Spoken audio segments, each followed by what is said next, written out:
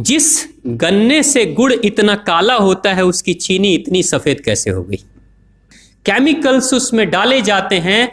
और मैं एक चीनी मिल के अधिकारी जो मैनेजर है, मैं उनकी बात आपको बता रहा हूं। उन्होंने कहा कि मुझे लगभग 12 साल हो गए चीनी मिल में काम करते हुए, और जब से मैंने काम करना शुरू कर दिया चीनी मिल में, तभी से मैंने घर में चीनी लाना ही बंद कर दिया। मैं तब से अपने बच्चों को चीनी खिलाता ही नहीं हूं, जबकि नौकरी से सैलरी वहीं से मिलती है, मगर चीनी नहीं। मैंने कहा कि आखिर कौन सी घटना घटी जिसके कारण से आपने ऐसा किया?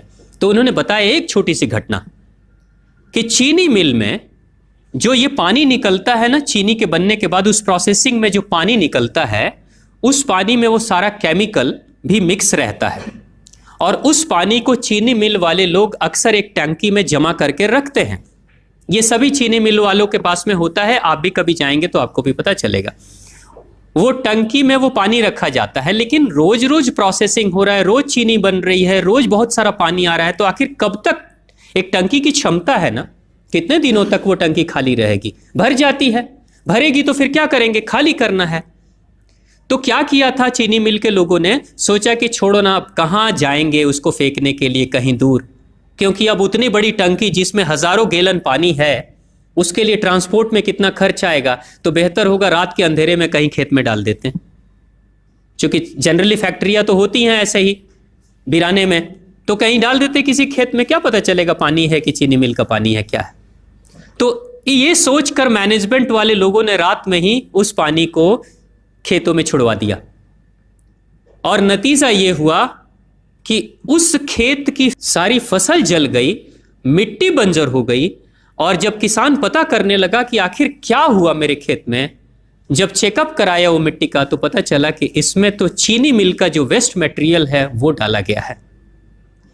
तब उसको खबर मिली कि हाँ, किसी स्टाफ ने बताया कि हाँ, हमारे चीनी मिल से ही पानी डाला गया था आपके खेत में, और पूरी मिट्टी बंजर हो गई। उसने केस कर दिया और चीनी मिल वाले को मुआवजा देना पड़ा लाखों रुपए। तभी से वो स्टाफ कहते हैं कि जो मिट्टी को बंजर कर दे वो इंसान के शरीर में जाए तो क्या करेगी। उसी के बाद से मैंने अपने घर में चीनी लाना बंद कर दिया। और सच्चाई है, लगभग अगर आप देखेंगे तो अंग्रेजों के आने के समय अंग्रेज पहला चीनी मिल इन्होंने भारत में ही लगाया था। पहला चीनी मिल भारत में ही अंग्रेजों का लगा, और अंग्रेजों ने चीनी की शुरुआत की। भारत के लोग गुड़ खाते थे, चीनी नहीं खाते थे, उन्होंने बहिष्कार किया, बिल्कुल नहीं। लेकिन चीनी और चाय पत्ती दोनों के लिए लोगों को तैयार किया गया था। चाय पिला पिला कर फ्री में चीनी के लिए तैयार किया गया, और चाय के लिए भी तैयार किया गया।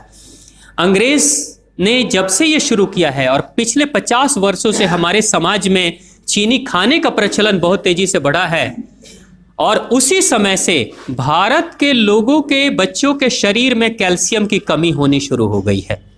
अगर कोई माँ, अगर कोई बहन जो गर्भवती हो, गर्भकाल के दौरान अगर चीनी का सेवन अगर कोई बहन कर रही हो, तो चांसेस ज्यादा होते हैं गर्भपात होने के। कोई माँ अगर बच्चे के जन्म से पहले 1 साल पहले से ही चीनी छोड़ दे और सामान्य भोजन करे, अपना ही दूध बच्चे को पिलाए, और कम से कम 5 साल तक बच्चे को चीनी ना खिलाए, खुद को चीनी ना खिलाए, उस बच्चे को कभी भी ऑस्टियोपोरोसिस की समस्या नहीं हो सकती। कैल्शियम की कमी उसके शरीर में कभी नहीं होगी। चीनी जब जाती है आपके शरीर में, तो बाहर जब निकलती है तो अकेले नहीं निकलती, कैल्शियम लेकर निकलती है। चीनी कैल्शियम लेकर निकलती है, हड्डियों को गलाकर निकलती है। और जिसके शरीर में कैल्शियम की कमी हो जाती है, उसके शरीर में मैग्नीशियम, पोटेशियम, आयरन सबकी कमी हो जाती है। कैल्शियम वो तत्व है कि जिसके शरीर में कम हो जाए, सारे तत्व कम हो जाएंगे। और कैल्शियम की कीमत पे चीनी हम खाते हैं। भारत, पाकिस्तान, बांग्लादेश, नेपाल, ऐसे कुछ देशों के अलावा दुनिया के बहुत सारे ऐसे राष्ट्र हैं जहां चीनी का इस्तेमाल ही नहीं होता। आज भी चीनी खाते नहीं, बहुत सारे देश नहीं खाते बिल्कुल। आप गुड़ खाया करिए, वो ज्यादा बेहतर है, चीनी को छोड़िए।